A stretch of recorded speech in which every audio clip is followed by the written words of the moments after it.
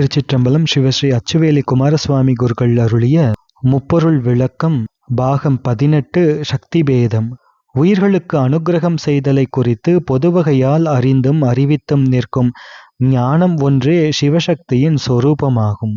அதுவே பராசக்தி எனப்படும். அது சிறப்பு வகையால் வியாபரிக்கும் இடத்து திரோதான சக்தி என நின்று இச்சாசக்தி, ஞானசக்தி, கிரியாசக்தி என மூவகைப்படும். அம்மூன்றனுள் உயிர்களுக்கு மலத்தை நீக்கி சிவத்தை அளித்தற்கண் உள்ள இரக்கம் இச்சாசக்தி எனப்படும். மலத்தை நீக்குதற்கும் சிவத்தை அளித்தற்கும் செய்ய வேண்டிய உபாயங்களை அறிவது ஞானசக்தி எனப்படும்.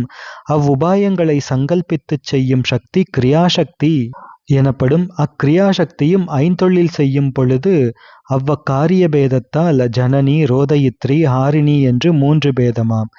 இதனால் இறைவருக்கு பராசக்தி, திரோதான சக்தி, இச்சாசக்தி, ஞானசக்தி, கிரியாசக்தி என பஞ்சசக்திகள் உண்டு என்பது பெறப்பட்டது. அவற்றுள் பராசக்தி ஒன்றே ஸ்வரூபம்.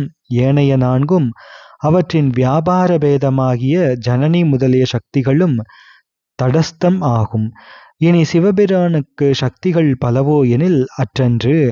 அரசன் சக்தி ஒன்றே மந்திரி, சேனாதிபதி, காவலர் முதலியோரிடத்து நின்று செய்யும் காரிய வேறுபாட்டால் பலவகைப்பட்டால் போல சிவசக்தி ஒன்றே பிரம்மன் முதலாயினோர் மாட்டு நின்று செய்யும் காரிய வேறுபாட்டால் பல பேதமாகும். ஆயினும் சிவசக்தி ஒன்றே என்பதும் அதுவே பல கடவுளர் மாட்டும் நின்று நடத்தும் என்பதும் மந்திரி முதலாயினோர் எவை செய்யணும் அரசன் நினைத்தவாறன்றி ஆகாமை போல போக மோட்சங்களெல்லாம் சிவபெருமான் நினைத்தவாறன்றி ஆகாமையின் வைத்து அறியப்படும்.